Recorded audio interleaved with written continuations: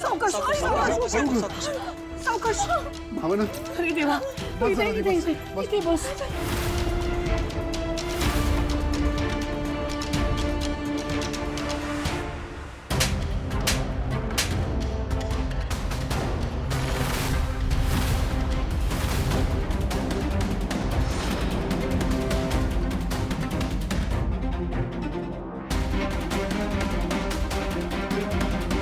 माझी बायको प्रेग्नंट आहे, त्यामुळे तिच्या अवतीभोवती वावरताना ना भान ठेवा जरा.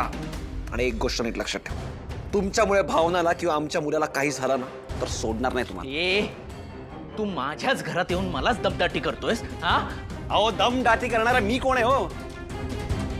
जशी भावना माझी बायको आहे ना तशी तुमची बहीण सुद्धा आहे. खरं तर तुम्हाला त्याची काळजी वाटायला पाहिजे, पण ते जाऊ दे. हं? तिला धक्का देऊन सुद्धा तुमच्यावर काही परिणाम होणार नसेल तर मी काय समजतोस तू स्वतःला हा? काय समजतोस तो शरीर तू काय समजतो स्वतःला? कळते का काय बोलतोयस तो? भावनाच्या अशा नाजूक अवस्थेत तुझा धक्का लागला म्हणून पडली भावना, आणि वर तू सिद्धूशीच भांडतोयस. ती स्वतःहून मध्ये आली, तोल जाऊन पडली, त्यात माझी काय चूक आहे? हा माणूस माझ्या अंगावर उगाचच धावून आलाय. अरे काय समजतोस काय तू स्वतःला हा? कोण समजतोस? राहू द्या ना संतोष, आता खरं सांगू तर मला ना वाद घालण्यात अजिबात रस नाही तुमचा. काय राहू दे, दाखव ना, दाखव दाखव दाखव दाखव. चल ये, मी नाही घाबरत तुला. दाखव काय बोलतोयस तू. संतोष बस. तुझ्या वागण्याला ताळतंत्र नाही, बोलण्यात खान नाही. हे बघ झालं तेवढं पुऱ्या. तुझा तमाशा झाला असेल तर निघ आता. जातोच आहे, नाही राहायचं मला या मोडक्या घरात. मग कशाला थांबलायस? अलीकडनं निघता जाता.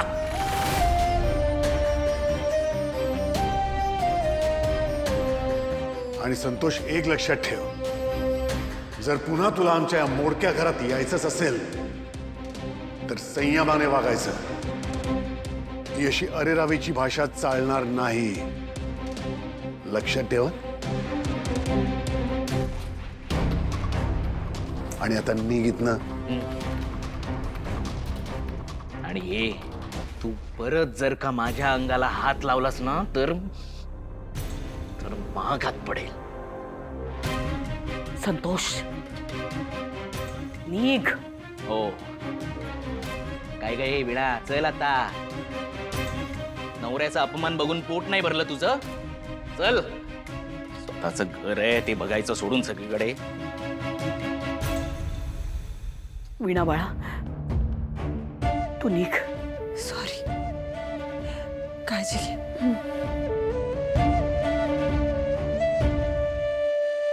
भावना तू ठीक आहेस ना? अगं तू अशी पडलीस आणि मी मात्र. सिद्धिराज मी ठीक आहे, नाही झालंय मला काही.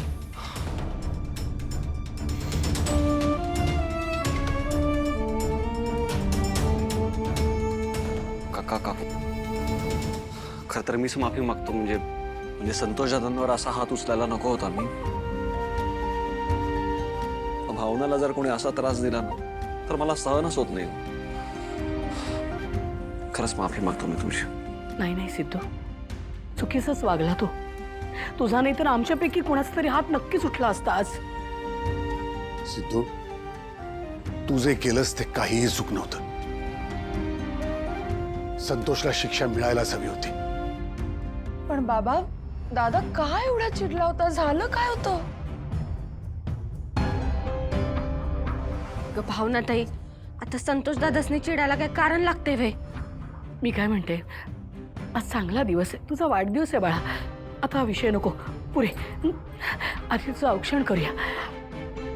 आरती बाळा ये ग. आई येते ग.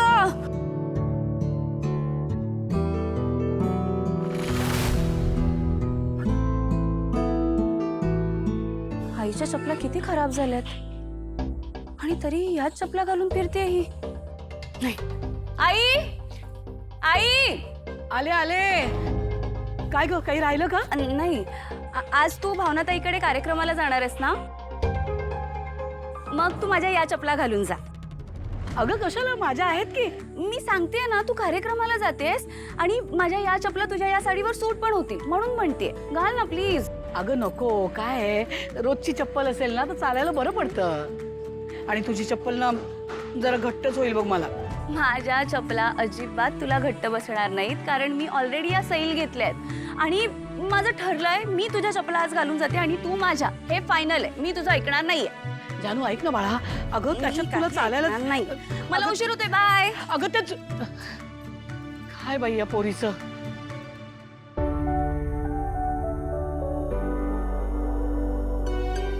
आई अगं काय हे, इतकी झिजली आहे तुझी चप्पल तरी तशीच फिरतेस. आमच्यासाठी खर्च करताना कधीच आकडता हात घेतला नाहीस आणि स्वतःसाठी साधी एक चप्पलही नवीन घेत नाहीयेस. ते काही नाही, आज ऑफिसमधून घरी येताना मी तुझ्यासाठी छान कम्फर्टेबल अशी चप्पल आणणार आहे. नीलांबरी, हे बघ, इथलं सगळं आता आटपलेलं आहे. मी पन्हा करून ठेवलंय ना, तर बायका आल्यानंतर त्यांना लागेल जरा फ्रीज मध्ये ठेवून दे फक्त. हा लवकर. हा. रेणुकाताई, अरे लक्ष्मीताई, उशीर नाही ना झाला आम्हाला? अहो नाही नाही नाही, बसा ना. नाही हो, सगळ्यात आधी तुमचे आभार मानू दे मला. तुम्ही भावनासाठी, तिच्या होणाऱ्या बाळासाठी एवढं विष्णू सहस्त्रनामाचं पठण ठेवलंय. कोण करतो अलीकडे असं? अहो आभार कसले त्यात? नाही असं कसं? अहो छोटी गोष्ट नाहीये हे असं पठण घरात ठेवलं ना की या अशा अवस्थेत, म्हणजे गरोदर असताना जी आई होणार आहे ना तिचं मन प्रसन्न होतं, होणाऱ्या बाळावर पण चांगले संस्कार होतात. अगदी खरं आहे तुमचं. आमचे गुरुजीच म्हणाले की हे पठण ठेवा, आणि आमच्या भावनाला बरं वाटत असेल तर मग काय हरकत आहे ना. म्हणजे करायलाच पाहिजे तिच्यासाठी आपण, आणि आपल्याही कानावर 4 चांगल्या गोष्टी पडतात ना. अगदी बरोबर. आम्ही तसा घरच्या घरीच कार्यक्रम ठेवलाय. इथल्या काही बायका येतील जवळच्या. अहो घरच्या घरीच तयारी केली आहे तुम्ही, पण किती छान केली आहे सगळी तयारी. अगं ते काय, नेहमी असतेच तयारी. पण आमचे नेहमीचे डेकोरेटर काही आले नाहीत. त्यामुळे आम्ही आपलं घरच्या घरीच काय ते केलं. आरती आली असती तर जरा बरं वाटलं असतं. नाही तुम्ही बरोबर बोलताय, पण जरा सांभाळून घ्या हो. नाही काय, नवीन दुकान आहे ना, त्यामुळे निगुतीने सगळं, म्हणजे त्यांनाच बघावं लागतं दोघांना. खूप मेहनत करतायत पोरं. असू द्यावं लक्ष्मीताई, मुलांची प्रगती होतीये ना, ते महत्वाचं. खरं. आई, वहिनी. अगं कशी आहेस बाळा? काही त्रास वगैरे नाही ना? नाही गाई, कसलाही त्रास नाही, अगदी छान आहे मी. आणि तुला माहितीये का, या घरात ना मला कुणी काही कामच करू देत नाही. आज इतका मोठा कार्यक्रम आहे आपल्याकडे, आणि तरी मला एकाही कामाला हात नाही लावू दिला. अगं कसं करू देणार, आता 2 जीवांची नाहीस का तू? स्वतःला जपायला हवं, आणि तुझ्यासाठीच तर हा सगळा कार्यक्रम आहे. हो, बरं चला या, बसा ना, या.